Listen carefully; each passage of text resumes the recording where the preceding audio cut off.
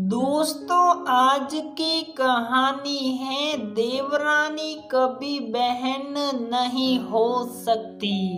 दोस्तों, कहानी शुरू करने से पहले अगर आपने हमारे चैनल को सब्सक्राइब नहीं किया है तो सब्सक्राइब कर लीजिए ताकि आपके पास पहुंचे हर नया वीडियो।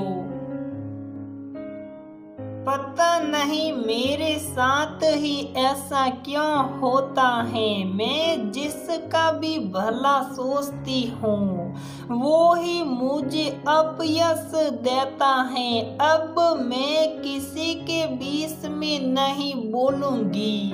वो दोनों तो एक हो गई और मैं बीच में पड़ने वाली बुद्धू बन गई। सोनल की आवाज कहते कहते भर्रा गई। मन ही मन सोच कर सोनल रोने लगी। अंकित तो ऑफिस गए थे और बच्चे सो रहे थे। सोनल को फोन पर सासू माँ ने डांट दिया, तुमने नई नवेली बहू के कान भर दिए, तुम्हें अकल है कि नहीं। आते ही सब दुखड़े रो दिए। मुझे सुबह को तुम्हारे पास भेजना ही नहीं चाहिए था। और गुस्से में उन्होंने फोन रख दिया। सोनल का सर सकरा गया। परिवार की बड़ी बहू सोनल को शुरू से ही दबाकर रखा गया था। परिवार में सासू माँ की सलती थी। सोनल गरीब घर से थी, इसलिए उसकी कद्र नहीं होती थी।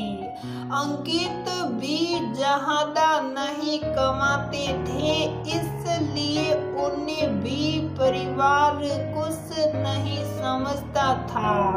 अंकित की नौकरी शादी के बाद दूसरे शहर में लगी थी। घरवालों को लगता था कि अंकित ने जिम्मेदारियों से बचने के लिए जानबूझकर दूसरे शहर में नौकरी की है।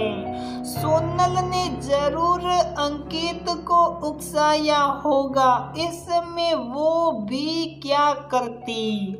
औरत का पति अगर कमाई नहीं तो उसे इज्जत भी नहीं मिलती है, ना ससुराल ना ही मायके। तभी तो गर्भवती सोनल ने कलेजे पर पत्थर रख के अंकित को नौकरी के लिए बाहर भेज दिया। शुरुआती दौर में काफी परेशानी आई, पर फिर कुछ महीनों बाद अंकित ने वही किराए का मकान ले लिया। सोनल और नवजात बेटे को वहीं पर बुला लिया।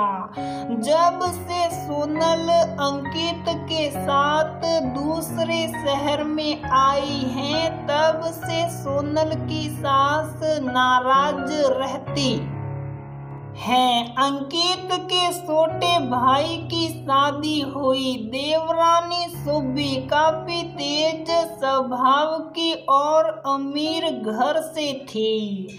शादी का काम निपटाकर सोनल वापस चली आई। हनीमून से लौटते वक्त देवर विनीत और सुबी सोनल के घर भी आई। सोनल देवरानी के आने से उत्साहित थी। उसने हर तरह से देवरानी की खातिरदारी की। एक रात को जब दोनों बातें कर रही थी तो सोनल ने सुबी को बातों बातों में बता दिया कि मेरे साथ कभी अच्छा व्यवहार नहीं किया गया। मम्मी जी हर बात के लिए मुझे ही दोषी समझती है। मेरी शादी में इतनी कमियां रह गई थी, मुझे तो जेवर भी नहीं सडाया। सोनल ने सुब्बी को छोटी बहन समझकर सभी बातें बताई और उसने भी उस वक्त तो वादा किया कि वो किसी से कुछ नहीं कहेगी।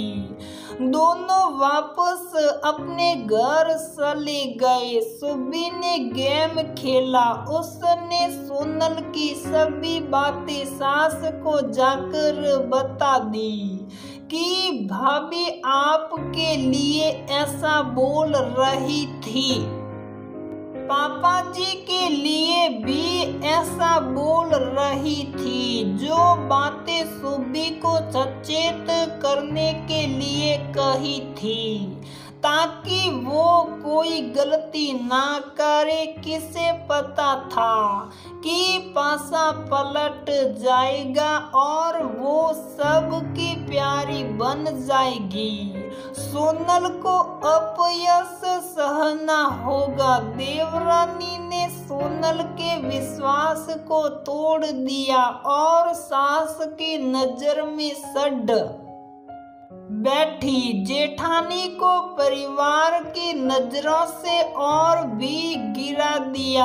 आज जब सासू माँ का फोन आया तो सोनल के पैर से जमीन सरक गई। सुब्बी के विश्वासघात को सोनल सहन नहीं कर पा रही थी। कुछ देर वो रोई, फिर उसने अपने आंसू पोंछे और सुब्बी को फोन किया। मैंने तुम्हें अपनी छोटी बहन समझकर अपना मन हल्का किया और तुमने सब बातें बता दी।